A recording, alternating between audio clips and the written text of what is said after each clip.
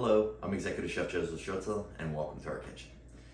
Today's video will be in the spirit of the American holiday Thanksgiving, which will be celebrated next Thursday. Also, this video will be about the most integral component of the American Thanksgiving dinner. It's not the turkey, nor is it sweet potato or pumpkin pie, but your stuffing. The stuffing or the dressing can contain so much flavor, and it is so easy to make, you will never want to consider purchasing it from the store. So join me now as I show you 3 of my favorite go-to stuffings that I will use not only for Thanksgiving, but year-round.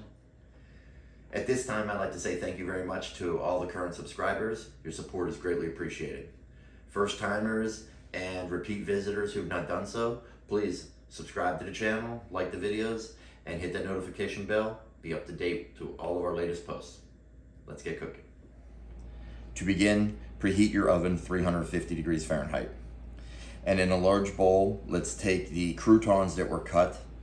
I recommend using some sort of rustic type bread or baguette rather than using like grocery store pre-sliced breads.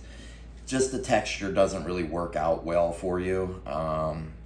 And you know, this bread is so much better than that grocery store.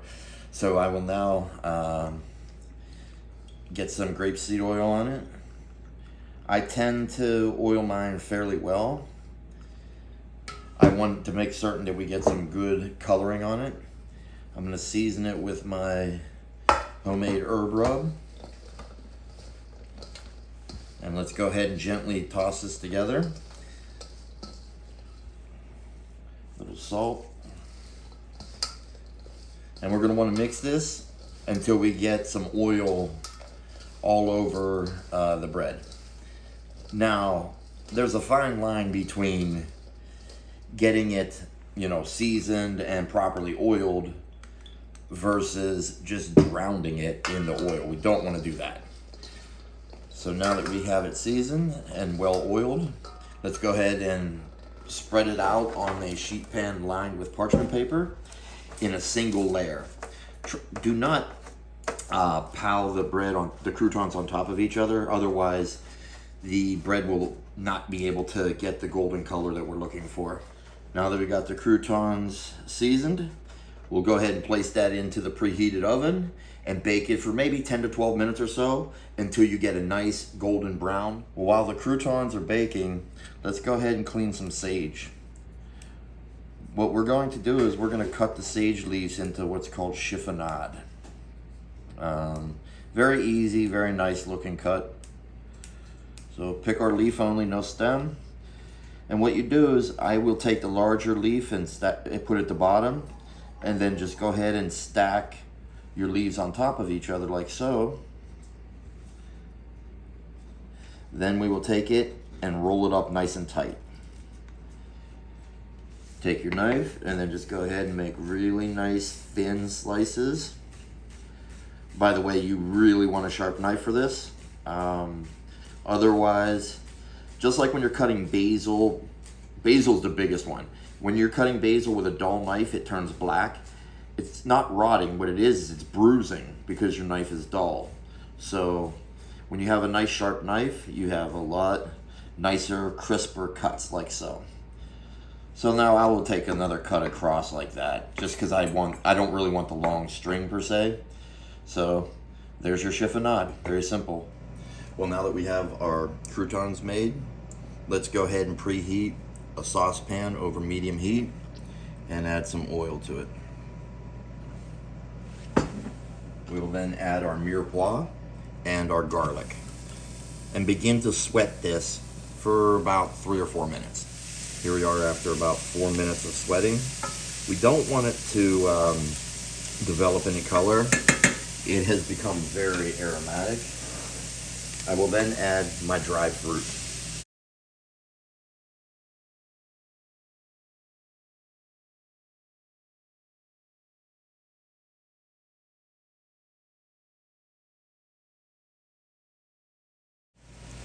What's been about 7 minutes or so of simmering. If you can see the pan, we are sec. That's a French term for meaning almost dry. And the fruits have all been hydrated. So let us season it with salt and some sage, and we are ready to mix it with the crouton.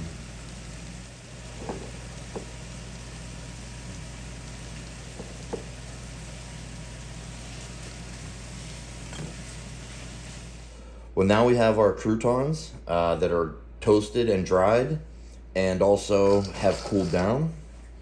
I would like to add some butter. Then I'm gonna pour my fruit over top.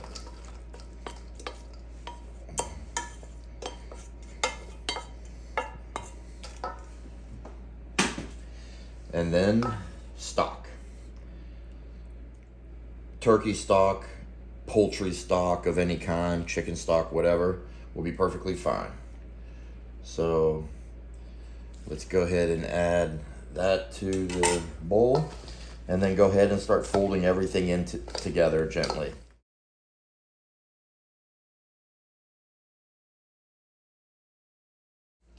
Well, here we are after about 10 minutes. The liquid has absorbed. And now I would like to give another final taste to it just to see if anything needs adjusted, whether it's herbs or salt. Now for our second stuffing, just like the first, we're going to preheat our saucepan over medium-high heat. Add some oil. Then I will add my mirepoix and my garlic. We will go ahead and sweat this for about 3 minutes. Well, here we are after 3 minutes. The mirepoix, the onions become translucent. The mirepoix is very aromatic and not taking on any color. Let's go ahead and add our andouille sausage.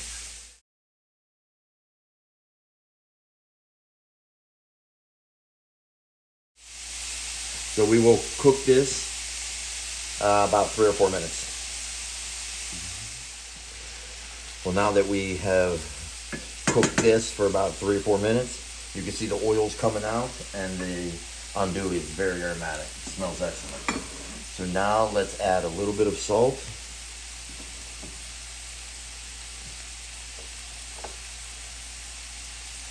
Add our sage.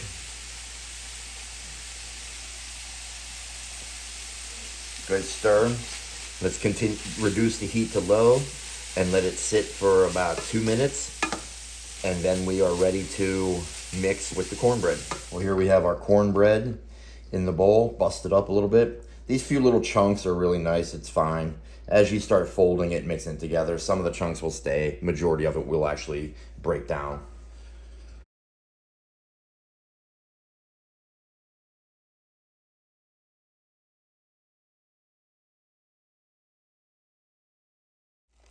Well, here we are after about 7 minutes.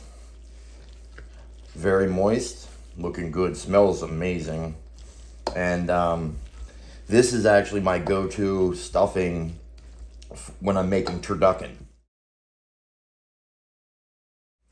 Now for our third and final stuffing, let's preheat another saucepan over medium heat, medium high. Go ahead and add some oil. Then we will add our mirepoix and garlic and sweat it for about 3 or 4 minutes. Now that our mirepoix has become translucent and very aromatic, the thyme is now beginning to pop. So let's go ahead and add our mushrooms. Well, here we are after 4 minutes cooking. Let's go ahead and add a touch of salt and Marsala wine.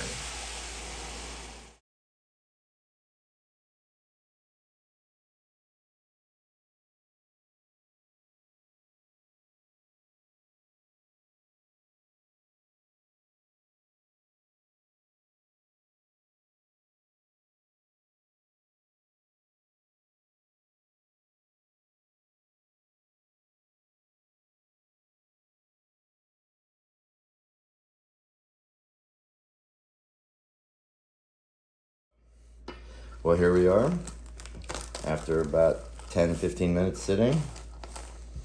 The herbs and the earthiness from the mushrooms is really amazing. Give it a quick stir. Now this final step is completely optional. What I like to do is enhance it. And when I'm enhancing my mushroom stuffing, it's going to be either with porcini oil or truffle oil. I happen to have porcini oil right now, so I'm going to add a little bit to it. And then let's go ahead and fold that in, and we are ready for service. Well, there you have 3 of my favorite go-to stuffings. Very easy to make.